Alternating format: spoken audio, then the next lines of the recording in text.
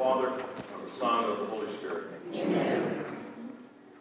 God, good and gracious, help us to respect life at all its levels and all its stages. Let us be aware of the many blessings that you have given us and continue to bless us with these days. Help us to have an open mind and heart as we contemplate important things this evening. We make this our prayer through Christ our Lord.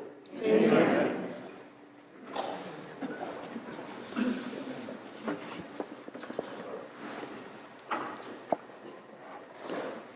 Can you hear me all right? It's highly unlikely that anyone here does not know what the term capital punishment means. Here is an example of what it means. Quote, the legally authorized killing of someone as punishment for a crime. Unquote. Sounds like an eye for an eye, doesn't it? The Catholic Catechism, in the Respect for Human Life section, teaches, quote, assuming that the guilty party's identity and responsibility have been fully determined, the traditional teaching of the Church does not exclude recourse to the death penalty. If this is the only possible way of effectively defending human lives against an unjust aggressor. If, however, non-lethal means are sufficient to defend and protect people's safety from the aggressor, authority will limit itself to such means, unquote, which effectively takes us beyond an eye for an eye. Bob Curley, our speaker this evening, has lived the gamut of emotions that accompany the loss of a loved one, especially a child who was murdered. He's going to share his journey beyond an eye for an eye with us. Bob?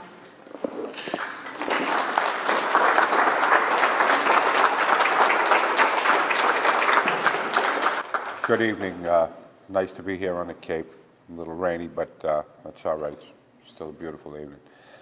My name is Bob Curley, and on October 1st of 1997, my 10-year-old son Jeff was kidnapped and he was murdered. He was taken from our neighborhood in East Cambridge with the promise of a bicycle. One of the men that killed him, a fellow by the name of Charles James, was a member of a group called NAMBLA, the North American Man-Boy Love Association. It's a group that advocates sex between men and children. And they have been in existence since 1978, and they're still around today. The other guy, Sal Sakari, that was with him, they were both 21 years of age. The other guy, Sal Sakari, he grew up in the neighborhood. I knew him. He lived around the corner from our house. He was always a little strange, a little bit of an odd person, but you know, that was the city, and you know, but it was, you know, it was no problem. Nobody knew how bad that he was. What they did with Jeffrey 2 weeks prior to October 1st, they stole his bicycle, and they befriended him with the promise of a bicycle. And Jeffrey had no need to fear, you know, being around older people. He had two older brothers. He grew up in the neighborhood. You know, he hung around with his older brother's friends, and so it was, you know, not an uncommon thing for him to be around older, you know, kids, young kids. Well, they stole his bicycle. They promised him a bike. And on that day of October 1st, he was in front of his grandmother's yard, which is in the next corner up from where we lived. And he was washing a dog. And Sal Sakari and Charles James come by, and they said, hey, Jeff, come with us. We're going to go get you a bicycle. We're going to buy you a new bike. With that, he chained the dog up to the fence. He ran in the house and said, Nan, I got to go with my friend to get something. I'll be back. With that, he jumped in the car with them, with the expectation that he was going to get a bicycle. And when he did, Charles James offered him a bicycle if he would have sex with him. And Jeffrey refused. He offered to give him $50 to have sex with him, and Jeffrey refused.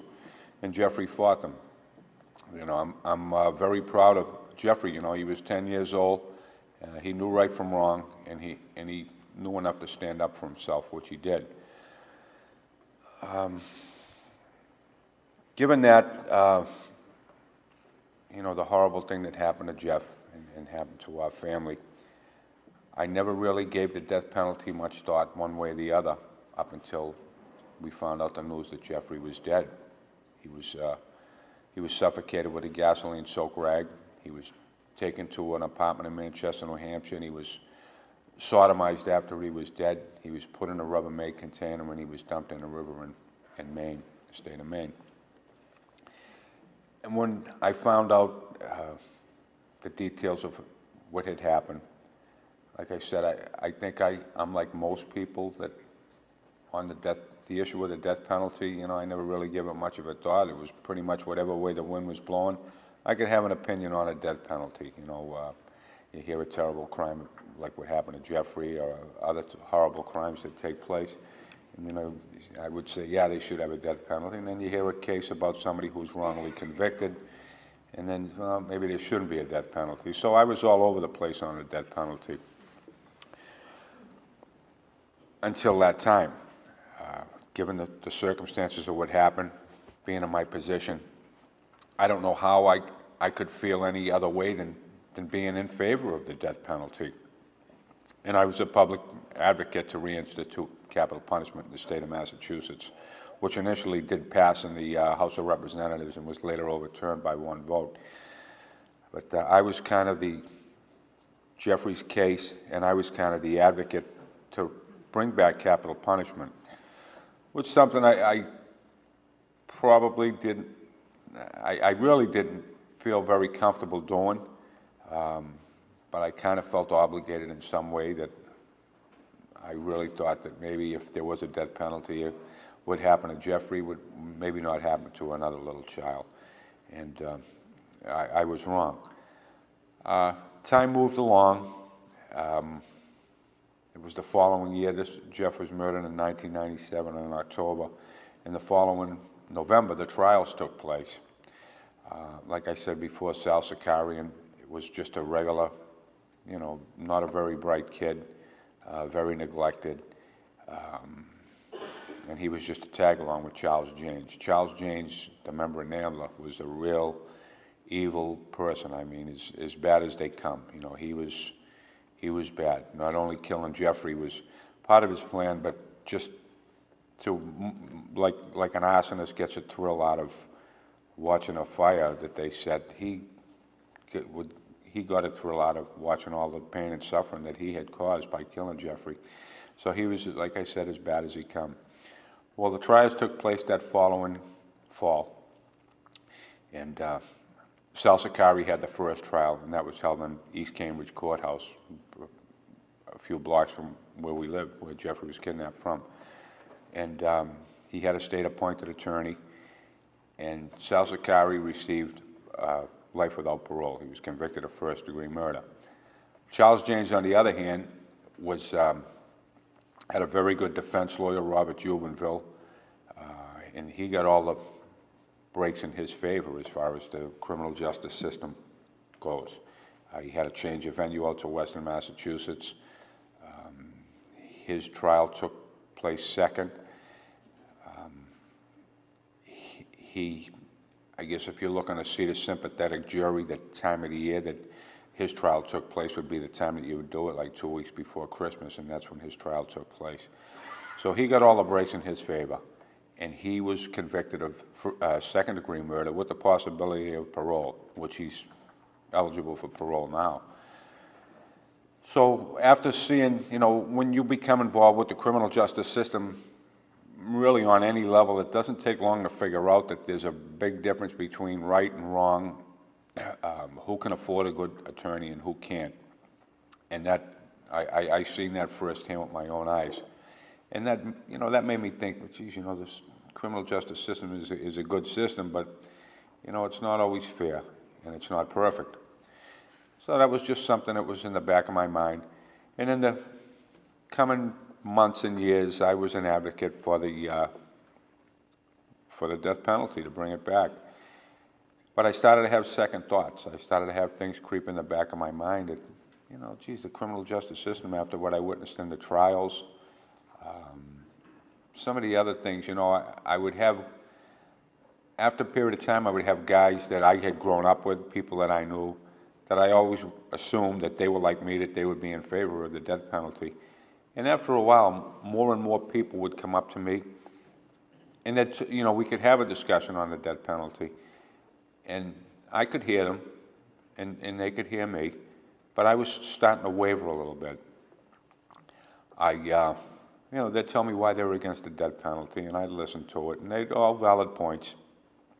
And that kind of opened my eyes a little bit that, you know, maybe this death penalty thing is not all that it's cracked up to be in my mind. Kind of the defining moment for me to change my position on the death penalty is there was a case, you'd all remember Ted Kaczynski, you'd all remember him as the Unabomber, and there was another fellow by the name of Manny Babbitt. Manny Babbitt grew up here in the South Shore of Massachusetts, I think over near Fall River or New Bedford. And I read a story about Manny Babbitt, and I knew the story of Ted Kaczynski. And Ted Kaczynski was turned into the authorities by his brother David. The authorities had no idea who the Unabomber was until his brother David turned him in.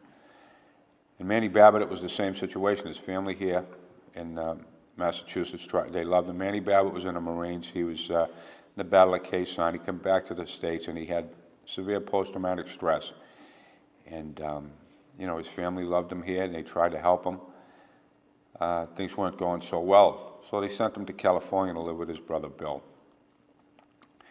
When he was in California, he committed 2 murders. The authorities had no idea who did it. But Manny's brother Bill knew there was something wasn't right with his brother. His brother was getting worse. His brother might be a danger, and he thought that his brother might have been involved in this crime. So Bill Babbitt turned his brother Manny in to the authorities to get him off the streets, to get him the help that he needed. Well, the state of California, they went ahead and they executed Manny Babbitt. He was poor, uneducated, black, and he was put to death. And the Unabomber, he was white, educated, and he was sent to jail with life without parole. And that, to me, was kind of the defining moment of me changing my position on the death penalty. But it took a long time for me to get to the point where I would publicly state anything, given everything that had taken place. You know, I just felt terrible. You know, I really, you know, feelings of guilt that now, you know, I'm against the death penalty. Is that in some way disrespectful of Jeffrey? Or I kind of had feelings that maybe, you know, being a family of a murder victim, you're kind of, you know, obligated to be in favor of the death penalty. And over that period of time before I read the story on Manny Babbitt and Ted Kaczynski, I met a fellow by the name of Bud Welch from Oklahoma City, who's turned out to be one of my best friends to this day. He lost his daughter Julie in the Oklahoma City bombing, and he was an anti-death penalty guy. And you know, that he was the first person that I'd ever met that had a loved one murdered that was opposed to the death penalty was Bud Welch. Seemed like every 2 or 3 months I would get a telephone call from a woman at New England Cable News, and she'd ask me, I don't know if she had a feeling that I might have changed my opinion on the death penalty. If she did, I don't know how she did, but she would call me up and she would ask me if I ever felt like speaking to her about the death penalty, to call her. You know, she'd say, how you doing, and, you know, leave a message, and I never called her back. And over a period of time, you know, I felt terrible about not being able to speak my mind on the death penalty. I mean, I'd have people come up to me, total strangers on the street come up to me, and they'd want to talk about the death penalty. I mean, it was crazy. People come up to me and say, yeah, they should have, you know, it seemed like people would want the death penalty if you got a parking ticket. You know, it was insane with people. And I just felt terrible not being able to express what I really thought, and I thought it was just so unfair for me not being able to express how I felt on the death penalty. So it turned out one day, I think it was a Wednesday, I said, you know, I had enough. I really, you know, this is unfair to me. I felt terrible. I felt like a coward not being able to express how I really feel and having people come up to me all the time and do this, you know. So I picked up the phone. I called the woman over at the New England Cable News. And she called me back. I told her, I say, look, you know, I'm opposed to the death penalty now. I just want to get it off my chest. So she sent the news crew out to talk to me. She come over and interviewed me. And it caused a pretty good ripple up in Boston, you know, given everything that had taken place the previous years with Jeffrey and me advocating for the death penalty. And I think I did the interview maybe Thursday, and it was in the newspapers on Friday. And I got a call that Friday. It was from my friend Bud Welch. And he was with his Oklahoma accent, and he's talking. And he said that he was in town, and he was at a conference at Boston College, an anti-death penalty conference at Boston College. I had no idea this conference was taking place. Absolutely no idea, out of the blue. He asked me if I would come to the conference and if I would speak at it. I said, yeah, I'll go over. Well, I went to that conference, I spoke, and at that conference I got to meet David Kaczynski, and I got to meet Bill Babbitt, who are friends of mine to this day, and a lot of other people in the anti-death penalty movement that I've been involved with over the years. And it just so happened that that day was Jeffrey's birthday. So, you know, I always, you know, it's just, it amazes me that, you know, the way things go, the way fate takes you, and the way things are supposed to go, they're going to go. And it was just, to this day, I'm amazed that it was Jeff's birthday, that I was speaking at that conference. I was there with two of the main people that helped me change my opinion on the death penalty, getting to meet them there. So that's pretty much it. I mean, the journey's taken me. I've been involved a lot with the murder victims' families for human rights, and we get around. We've been to different parts of the world. We've been to Europe. We've been to Asia, and speaking out in opposition to the death penalty. You know, some places tougher than others. A lot of places in the States, we've done a lot of anti-death penalty work in Connecticut, and California, and we worked really hard up in New Hampshire, but things didn't go our way up there this time. But we'll keep plugging away. So I'm just happy to be here. Like I said, it's always great to be on the Cape, even in October. So that's about it. I guess we can do a question and answer if you'd like, Betty, whatever you would like. You know, either Mr. Curley can stick around afterwards and you can look up individually, or if you think you have a question that will be of interest to all of us, please feel free to raise your hand and voice it. We'll stick around. Oh, good. I have often heard the expression, the feeling that if a person commits a heinous crime, we all have the right to life, but if that person commits a heinous crime, he gives up his right to life. Now, is that passé or not Christian or whatever? Well, if I may answer that one, only from what I read from the Catholic Catechism, I think that answers your question in that we don't have the right to take anybody's life at all. We meaning the state. We meaning those, well, we are the state. Yeah. We are the state, in essence. And, you know, as far as the church is concerned, and fortunately, as far as the state is concerned, they also feel that that's not appropriate right yet. No one gives us the right to take somebody else's life under any conditions. Is my self-defense. That's right, clerical. Under terms of self-defense, of course. You could do it. Okay. And it was interesting because it was in a pro-life group that I heard this, and this was about 40 years ago. Well, it may interest you all, if I may just add, there are a number of brochures on the table over here that might be of interest to you. One of the major organizations in the Catholic Church now is Catholics Mobilizing Network, and their entire thrust is to eliminate the capital punishment throughout these United States. And they've worked very hard doing that, and they have a lot of material there available. Also on the table there are a number of books to look at. Unfortunately, they need to stay here, but you're welcome to look at them. One of them, however, is Bob's book, The Ride. I can recommend it to you.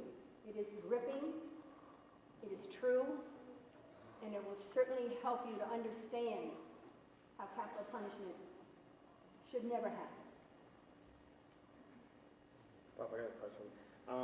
In this state, we don't have capital punishment, but I've lived in Texas, I've lived in Florida, and it just seems like some of the states down there, some of the southern states, they're almost killing somebody once a week. Yeah. Texas, when I lived in Texas, it's like sending somebody to jail down there. They just, I know. what makes Texas, sometimes they call them the capital murder of the United States, like Yeah. in Florida also. What makes them have that compared to like Massachusetts or Connecticut that doesn't have? I don't know, that's a tough one to answer, because, I mean, that's all the Bible Belt down there too, you know. I don't know, maybe it's just goes back to the, you know, you hate to say it, but maybe it goes back to the cowboy southern mentality, you know, from years ago. I don't know.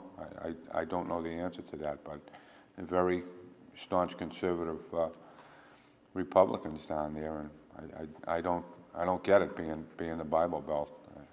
Has your work taken you down there to try to make some inroads into some? Not to Texas, to Florida a little bit. We've done a little work down in Florida. I've been down there a couple of times with Sister Helen, and we've been to Louisiana, and that's another big capital punishment state. So we did a little work there, but it's really, really tough going down there. So we kind of focus our energies on places where, you know, we really have a chance at this time now. You know, like California, New Hampshire, Connecticut, Maryland, and places like that where we're able to make a difference. Kansas might be next, maybe the next battleground. Yeah, just want to add something. You mentioned Florida before, and when I first started looking into how it could be helpful to bring this to you all, I was able to pick up a book called I Walk Death Row, written by a man called Dale Resinella. He is a chaplain in the Florida State prisons. And that too, and I've spoken to him on the phone, that's an amazing, continuing effort. And if you ever get a chance to read that book, you again will understand the difference between the capital punishment and constantly in prison for the rest of your life. It was quite an education for me. Have the two boys or the males that took your son's life, have they ever reached to you to show any remorse? No. No letter? No, I have never heard anything from Salsicari. I guess they transferred him out of state for his own safety. Charles James, like I said, Charles James is the real evil one. He's from Brockton. I was just recently in court,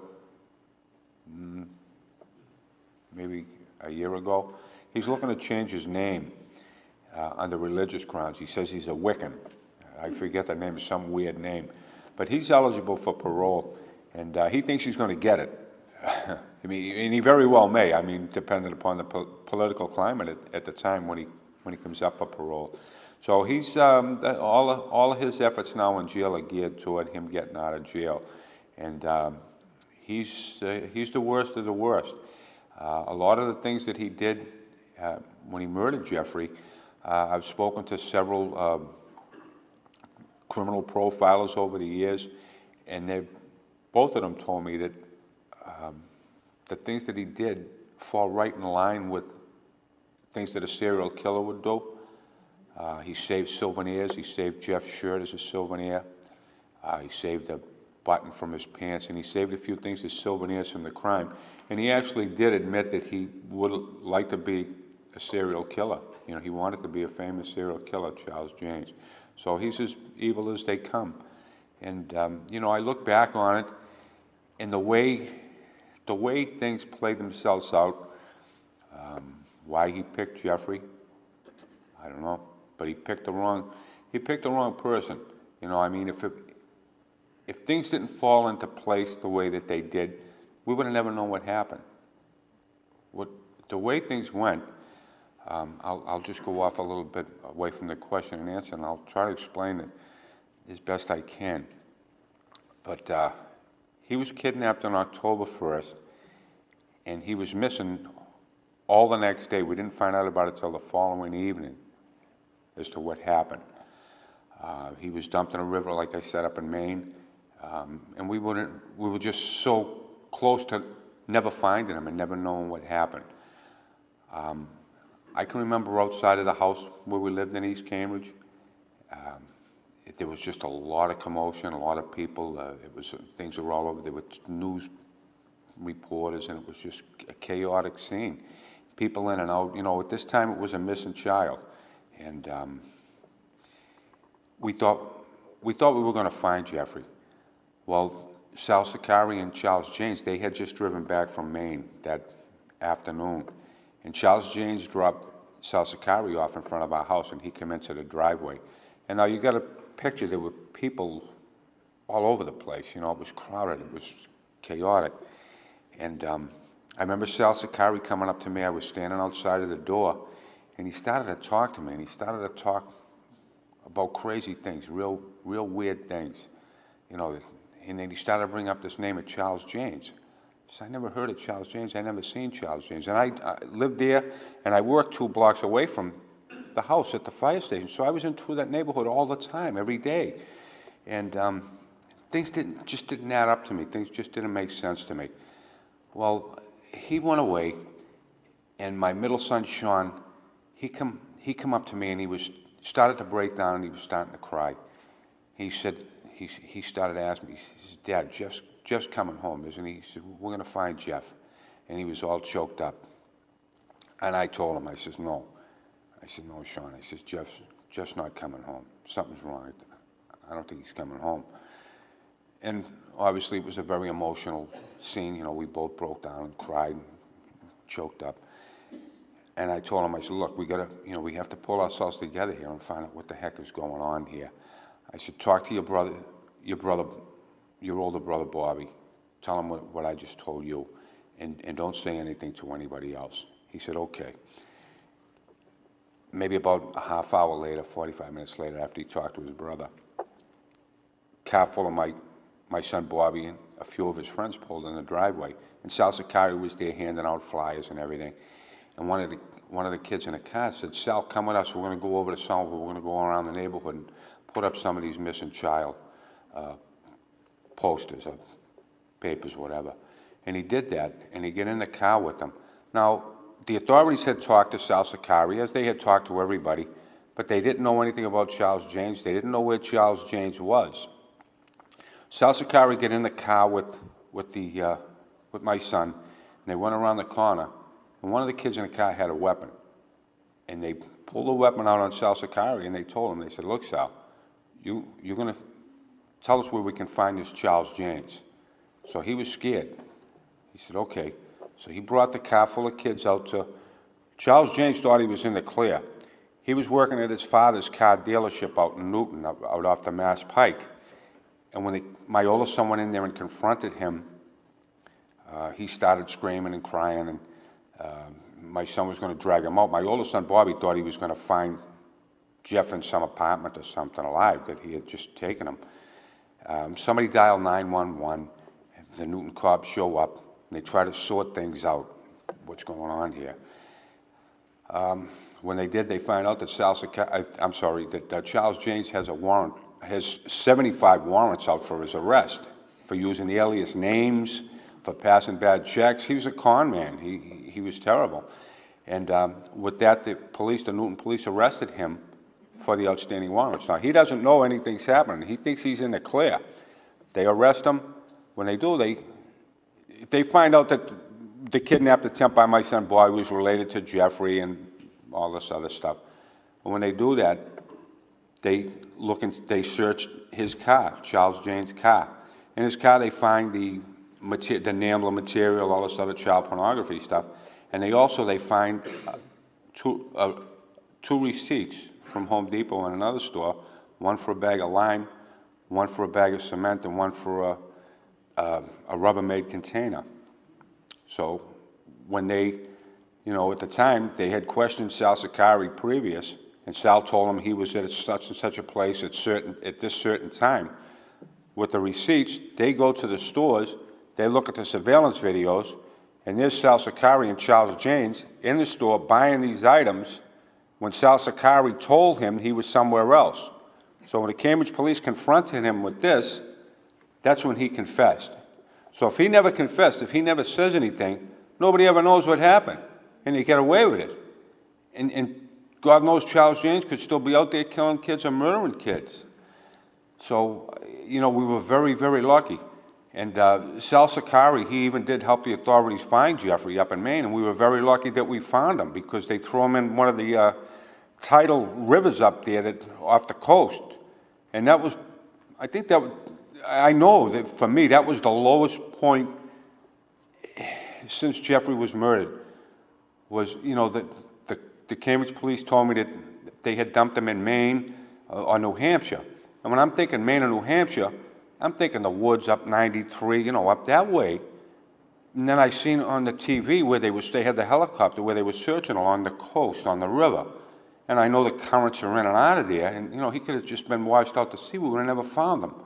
So in the big picture, I met a lot of families who've lost children, who've had children murdered, whose kids disappear, and they never find their children, never find out who did it.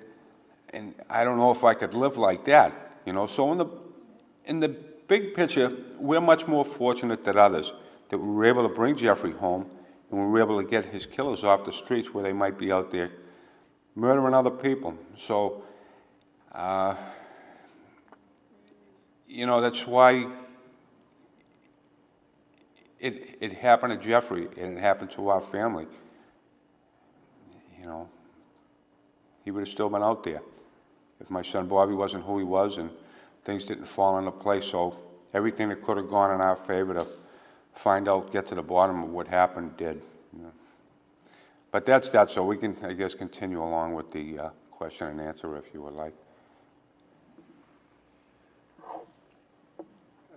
Has it happened in your heart that you have forgiven? I came because I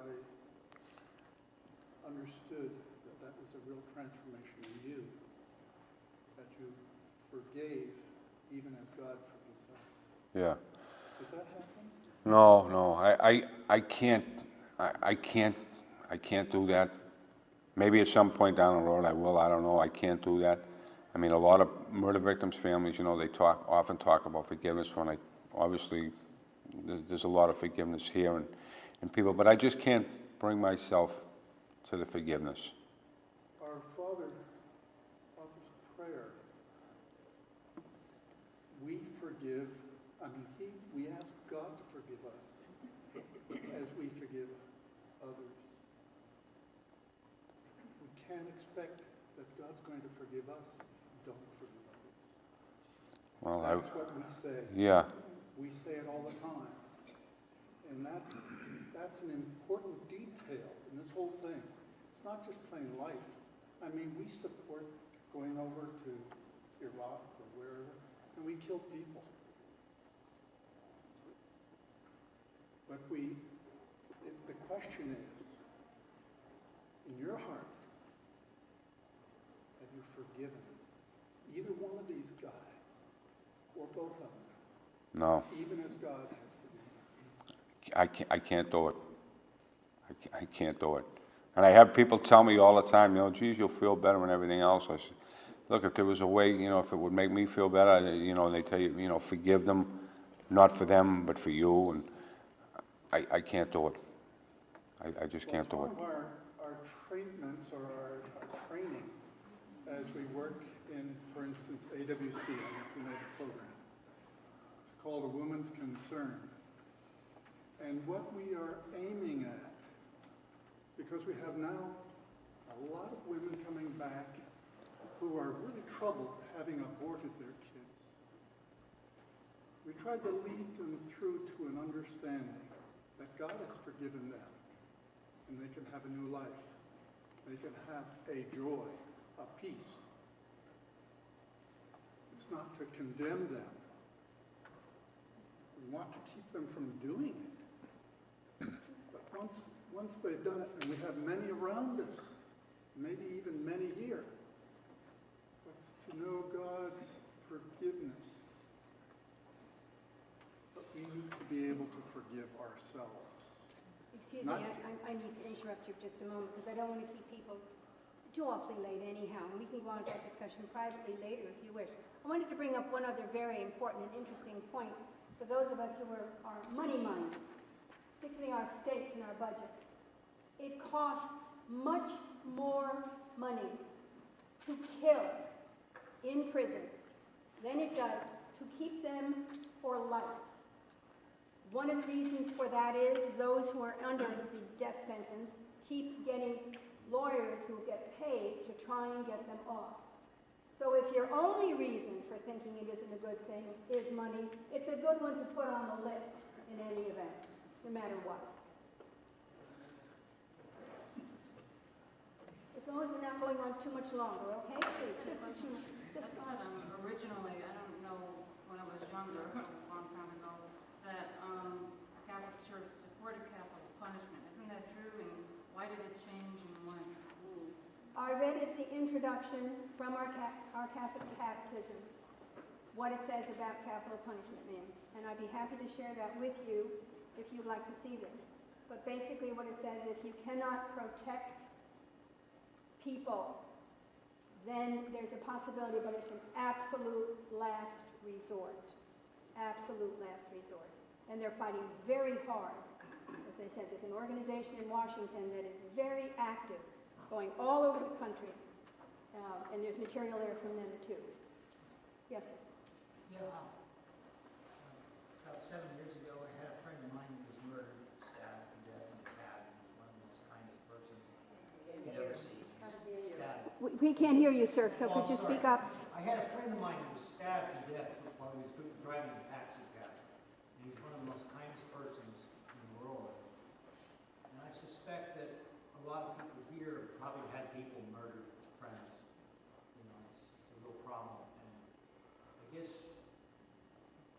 I wrote a letter to the DA who was prosecuting the case, and I just said, I hope he gets life in prison. And but what I did is very small, but what you did, sir, is very big because you seem to speaking out against the death penalty, you know, wanting someone to be punished for what they did. You like, this state was ready to go for capital punishment. I'm almost certain, I read about that, heard it on the news. What you did is you changed that totally. Thank you. Hopefully everyone here will understand the agony that Bob has gone through, and is probably still going through. I would imagine for any one of us who've had that kind of if any of us have had that kind of tragedy, can understand. But this is hopefully this evening opened your eyes to what the necessity is here in this state. It is always being pushed to bring back capital punishment, particularly after the Boston Marathon. You may all recall what happened at that time. And hopefully the education you're receiving, and you're welcome for any of the material there. The books are wonderful. One of the first ones to do with the state of Florida was the Dale Resinella book, I Walk Death Row. Please take the time to think about what this has all been tonight. And thank you so much, Bob. We really appreciate your coming here. Thank you.